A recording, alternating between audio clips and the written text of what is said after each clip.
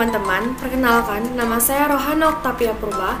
Saya dari kelas 12 IPA 1 akan membahas tentang pertumbuhan dan perkembangan pada tumbuhan. Pertumbuhan adalah proses pertambahan ukuran yang meliputi pertambahan tinggi, besar, dan berat yang bersifat kuantitatif dan irreversibel. Contohnya, tinggi pohon, lebar daun, dan panjang batang. Sedangkan perkembangan adalah proses menuju arah kedewasaan yang bersifat kualitatif yang tidak dapat dihitung dan reversibel. Contohnya, bentuk batang dan warna daun. Pertumbuhan tanaman umumnya diawali dengan perkecambahan biji hingga membentuk tanaman anakan yang memiliki akar, batang, dan daun. Ini adalah contoh gambar dari perkecambahan epigeal di mana kotiledonnya naik ke atas permukaan tanah, sedangkan perkecambahan hipogeal kotiledonnya menetap di dalam tanah. Berdasarkan letak kotiledonnya, perkecambahan dapat dibedakan menjadi dua, yaitu epigeal dan hipogeal. Pada perkecambahan epigeal, kotiledon terdapat di permukaan tanah karena terdorong oleh pertumbuhan hipokotil yang memanjang ke atas. Contohnya, biji bunga matahari dan biji kedelai. Pada perkecambahan hipogeal, kotiledon tetap berada di bawah tanah, sedangkan belum mulai keluar dari permukaan tanah yang disebabkan pertumbuhan epikotil yang memanjang ke arah atas. Contohnya, biji jagung dan kacang koro. Ada dua jenis pertumbuhan pada tumbuhan. Yang pertama, pertumbuhan primer. Yang kedua, pertumbuhan sekunder. Yang pertama, pertumbuhan primer pada tumbuhan. Pertumbuhan primer akibat dari pembelahan sel-sel penyusun jaringan atau meristem apikal, di mana hasilnya tanaman akan tambah panjang. Yang kedua adalah pertumbuhan sekunder, yang terjadi akibat aktivitas titik tumbuh sekunder pada kambium atau yang disebut dengan meristem lateral, yang hasilnya tanaman akan tambah besar. Nah, berikut faktor-faktor yang mempengaruhi pertumbuhan dan perkembangan. Yang pertama adalah faktor dalam atau internal. Faktor dalam yang mempengaruhi pertumbuhan dan perkembangan berasal dari dalam tubuh makhluk hidup sendiri. Yang termasuk dalam kategori ini adalah faktor gen dan keadaan hormonal.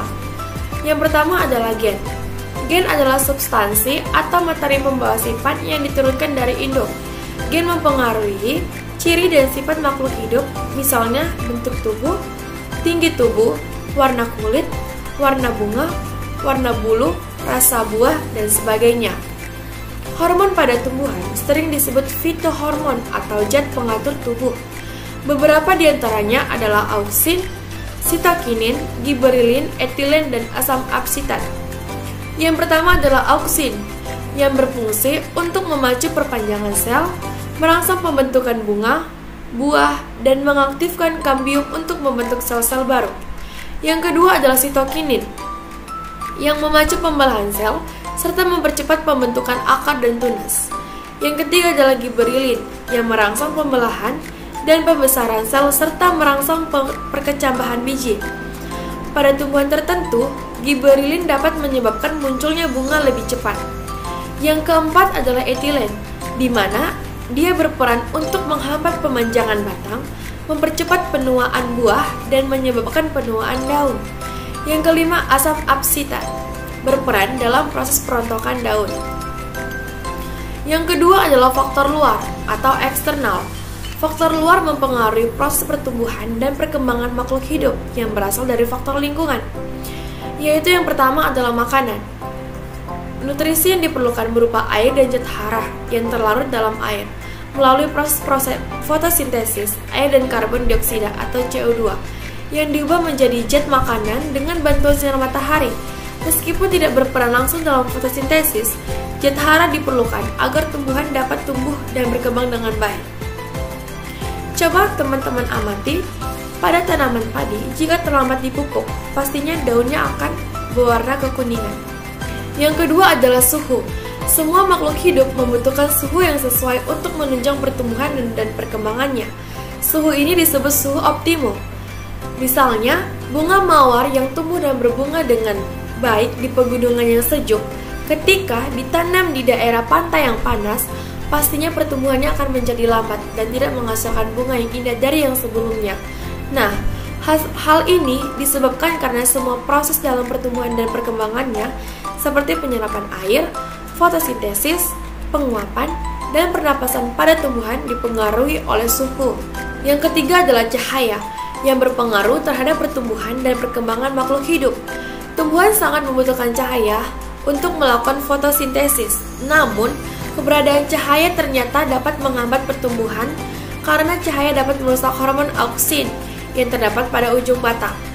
Yang keempat adalah air dan kelembapan, yang merupakan faktor penting untuk pertumbuhan dan perkembangan. Air sangat dibutuhkan oleh makhluk hidup karena air merupakan tempat berlangsungnya reaksi-reaksi kimia di dalam tubuh. Tanpa air, reaksi kimia di dalam sel tidak dapat berlangsung, sehingga dapat mengakibatkan kematian. Dan yang terakhir adalah tanah. Bagi tumbuhan, tanah berpengaruh terhadap pertumbuhan dan perkembangan. Tumbuhan akan tumbuh dan berkembang dengan optimal bila kondisi tanah tempat hidupnya sesuai dengan kebutuhan nutrisi dan unsur hara. Kondisi tanah ditentukan oleh faktor lingkungan, misalnya suhu, kandungan mineral, dan air. Sekian video pembelajaran dari saya. Terima kasih.